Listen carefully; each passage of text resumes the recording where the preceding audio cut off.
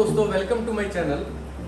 जैसे कि आप देख रहे हैं कि आज मैं T120 का स्लिप स्टॉक एग्जॉस्ट चेंज करने जा रहा हूँ। रीज़न इसके पीछे है, बहुत सारे टेक्निकल रीजंस हैं और स्टॉक एग्जॉस्ट के चेंज करके मैं टीबियर लगाने जा रहा हूँ, क्योंकि यही बेस्ट मुझे लगा। जो मार्केट में अवेलेबल ऑप्शन है इसके लिए, जो साउंड भी बहुत स्मूथ है। अच्छा, मेरा एग्जॉस्ट चेंज करने का मेन रीज़न ये है, हालांकि मैंने इतनी सारी गाड़ियाँ खरीदी, आज तक मैंने कोई गाड़ी में एग्जॉस्ट चेंज नहीं किया। मेरे दोस्तों का मैंने बहुत सारे किए, मैंने अपना नहीं किया, क्योंकि स्टॉक में जो मैं लॉन्ग टूरिंग करता हूँ, तो लॉन्ग टूरिंग में एग्जॉस्ट नोट स्मूथ होना चाहिए, इसकी वजह से मैंने कभी नहीं किया। बल्कि ये मेरा 9th गाड़ी है जिसमें मैं एग्जॉस्ट चेंज करने जा रहा हूँ। उसका रीज़न ये है, ये गाड़ी में टायर कंपनी ने जो दिया, ये ट्यूब वाले हैं, और हाईवे में कुछ प्रॉब्लम हो तो टायर खोल के काम करना पड़ेगा, और उसके लिए इसका जो एक्सेल है ये स्टॉक एग्जॉस्ट में नहीं निकलेगा फिटेड कंडीशन में। ये देख लीजिए, इसमें गैप नहीं है, इसमें इस तरफ रेंच का गैप है, उस तरफ से निकलने का गैप नहीं है। ये देखिए, उसके लिए हाईवे में ये बहुत सारा नौटंकी हो जाता है। दोनों कैंस को खोलो, फिर इसको निकालो, फिर टायर निकलेगा। इसी वजह से मैं ये एग्जॉस्ट लगाने जा रहा हूँ। ये थोड़ा डिग्री में रहेगा और ये वाला कुछ ऐसे आएगा, ताकि टायर का मेंटेनेंस के लिए, चेन मेंटेनेंस के लिए इजी रहे। तो मैं चेंज करने से पहले आपको इसका स्टॉक का साउंड सुना देता हूँ। तो आइए स्टॉक नोट पहले सुन लेते हैं।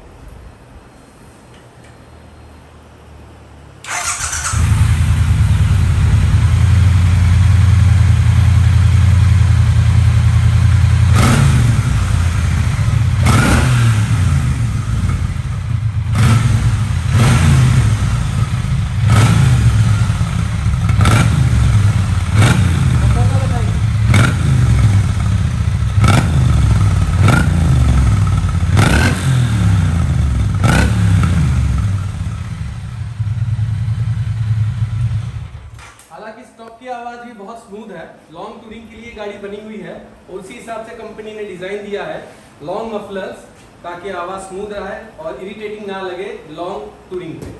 तो चलिए अब एग्जॉस्ट चेंज करते हैं। और ये एग्जॉस्ट चेंज में सबसे मेन कंपोनेंट है ये हाई टेम्परेचर सीलेंट, जो बहुत लोग मिस कर देते हैं बोल के कि क्या फ़र्क पड़ेगा, पर इससे बहुत फ़र्क पड़ता है, क्योंकि ये गैप को, माइनर गैप्स को कवर कर देता है और एग्जॉस्ट की आवाज़ बढ़िया बनती है।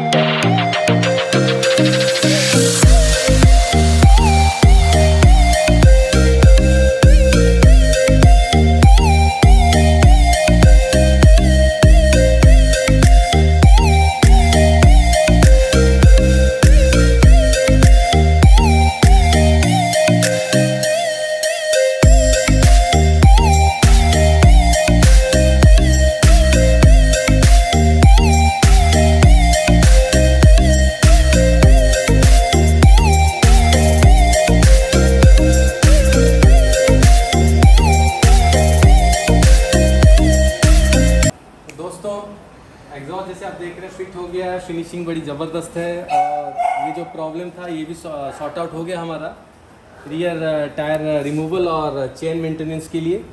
तो आइए अब इसका नोट सुनते हैं कैसा है।